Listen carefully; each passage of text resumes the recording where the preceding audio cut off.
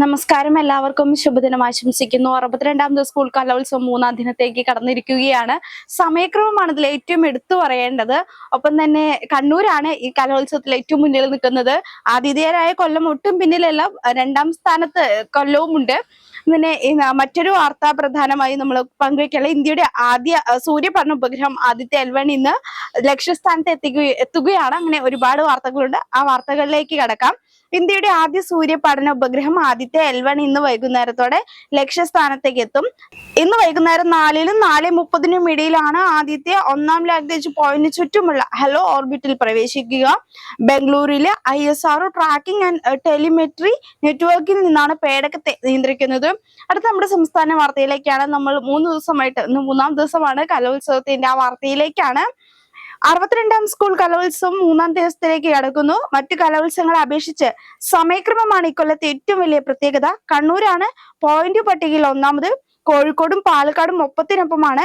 കണ്ണൂരിന് ഇന്നലെ രാത്രി വരെയുള്ള ഒരു മത്സരങ്ങളുടെ ഘടനയനുസരിച്ച് 425 പോയിന്റോടെ മുന്നിൽ നിൽക്കുന്നു. 410 പോയിന്റാണ് കോഴിക്കോടും പാലക്കാടും ഇതുവരെ നേടിയത്. അടുത്തൊരു ക്രിസ്ത്യൻ സഭയുമായി ബന്ധപ്പെട്ട ഒരു വാർത്തയിലേക്കാണ്. സഭ അധ്യക്ഷന്റെ മുന്നറിയിപ്പ് തള്ളി പരസ്പരം പോരടിച്ച് ഓർത്തഡോക്സ് സഭയിലെ വൈദികർ. മാധ്യമങ്ങളിൽ ആരോപണം ഉന്നയിച്ചതിന് വിശദീകരണം തേടിയ നിലയ്ക്കൽ ഭദ്രാസനാധിപനെ രൂക്ഷമായി വിമർശിക്കുന്ന CPM സഹയാത്രികനായ ഫാദർ മാത്യൂസ് വാഴക്കുന്നത്തിന്റെ ശബ്ദരേഖ പുറത്തു വന്നിട്ടുണ്ട്. അതേസമയം ഷൈജി കുര്യനെതിരായ നടപടിയുടെ കാരണം നേതൃത്വം വ്യക്തമാക്കാത്തതിൽ വിശ്വാസി കൂട്ടായ്മ നിലയ്ക്കൽ ഭദ്രാസനത്തിന് മുന്നിൽ ഇന്ന് പ്രതിഷേധവും നടത്തുന്നുണ്ട്. നമുക്കറിയാം, കേരളീയം പരിപാടി നവകേരള സദസ്സ് പ്രതിപക്ഷം ഒരുപാട് ആരോപണങ്ങൾ ഉന്നയിച്ചതായിരുന്നു. കേരളീയം പരിപാടി തുടങ്ങിയപ്പോൾ മുതൽ തന്നെ കേരളീയവുമായി ബന്ധപ്പെട്ട ഒരു വാർത്തയിലേക്കാണ്. കേരളീയം പരിപാടിയുടെ ഭാഗമായി സെൻട്രൽ സ്റ്റേഡിയത്തിൽ നടന്ന കലാപരിപാടികൾക്ക് മാത്രം സംസ്ഥാന സർക്കാർ ചെലവാക്കിയത് 1,55,00,000 രൂപയാണ്. 7 കലാപരിപാടികൾക്ക് മാത്രമുള്ള ചെലവാണിത്. കേരളീയം തീർന്ന് 2 മാസം പിന്നിട്ടിട്ടും സ്പോൺസർമാരുടെ വിശദാംശങ്ങൾ എന്നാൽ സർക്കാർ ഇതുവരെ പുറത്തും വിട്ടിട്ടില്ല. കേരളത്തിന്റെ വികസന നേട്ടങ്ങൾ ലോകശ്രദ്ധയിലേക്ക് എത്തിക്കാനാണ് സർക്കാർ കേരളീയം പരിപാടി നടത്തിയിരുന്നത്. ഉദ്ഘാടന സമാപന സമ്മേളനങ്ങൾ നടന്ന സെൻട്രൽ സ്റ്റേഡിയത്തിലെ വേദിയിൽ 7 ദിവസം കലാപരിപാടികളും ഉണ്ടായിരുന്നു. നമുക്കറിയാം, ഈ ഒരു കേരളീയം പരിപാടി നവംബർ 1-നായിരുന്നു തുടങ്ങിയത്. അതിന്റെ മുന്നോടിയായി LDF കൺവീനർ AP ജയരാജൻ ഒരു വാർത്താ സമ്മേളനം നടത്തിയിരുന്നു.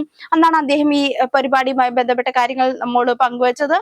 അന്ന് പറഞ്ഞ അദ്ദേഹം ഇങ്ങനെയായിരുന്നു: കേരളത്തിന്റെ നേട്ടങ്ങളെ കുറിച്ച് ലോകത്തിന് മുന്നിൽ കാണിക്കുക. കേരളത്തിന്റെ ഒരു കേരള പിറവിയാണ്. അന്ന് തന്നെ ആ നേട്ടങ്ങളെ ലോക ജനതയ്ക്ക് മുന്നിൽ എത്തിക്കുക എന്നുള്ള രീതിയിലായിരുന്നു. കേരള പിറവിക്ക് ശേഷം അതുപോലെ തന്നെ LDF സർക്കാർ വന്ന 2ാം LDF സർക്കാരാണ് ഇതിന്റെ നേട്ടങ്ങളെല്ലാം എടുത്തു പറഞ്ഞുകൊണ്ട് തന്നെയായിരുന്നു ഈ കേരളീയം പരിപാടി ഉണ്ടായിരുന്നത്. അടുത്ത് നമുക്കറിയാം, കഴിഞ്ഞ ദിവസങ്ങളെ സംസ്ഥാനത്ത് പല ഭാഗങ്ങളിലും ഇടവിട്ട മഴ പെയ്യുന്നുണ്ട്. രാത്രിയിലും വൈകുന്നേരങ്ങളിലുമാണ് മഴ ഉണ്ടാകുന്നത്. അതുമായി ബന്ധപ്പെട്ട അപ്ഡേറ്റിലേക്കാണ്. സംസ്ഥാനത്തെ തെക്ക് കിഴക്കൻ അറബിക്കടലിൽ ലക്ഷദ്വീപിന് മുകളിലായി രൂപപ്പെട്ട ചക്രവാത ചുഴിയുടെ സ്വാധീനം മൂലം ഇന്നും നാളെയും ഇടിമിന്നലോടുകൂടിയ അതിശക്തമായ മഴയ്ക്ക് സാധ്യതയുണ്ടെന്ന് കേന്ദ്ര കാലാവസ്ഥാ വകുപ്പ് അറിയിച്ചിട്ടുണ്ട്. ഒറ്റപ്പെട്ട ഇടങ്ങളിൽ ഇടിമിന്നലോടുകൂടിയ മഴയ്ക്കൊപ്പം മണിക്കൂറിൽ 30 മുതൽ 40 കിലോമീറ്റർ വരെ വേഗതയിൽ വീശിയേക്കാവുന്ന ശക്തമായ കാറ്റിനും സാധ്യതയുണ്ടെന്ന് കാലാവസ്ഥാ വകുപ്പ് മുന്നറിയിപ്പ് നൽകിയിട്ടുണ്ട്. ഇപ്പൊ രാവിലെ പങ്കുവയ്ക്കുന്ന ഇത്തരം വാർത്തകളാണ്. കലാമേളയുമായി ബന്ധപ്പെട്ട വാർത്തകൾ വരാനുണ്ട്. അത്തരം വാർത്തകളുമായി കാണാം. അതുവരെ നന്ദി, നമസ്കാരം.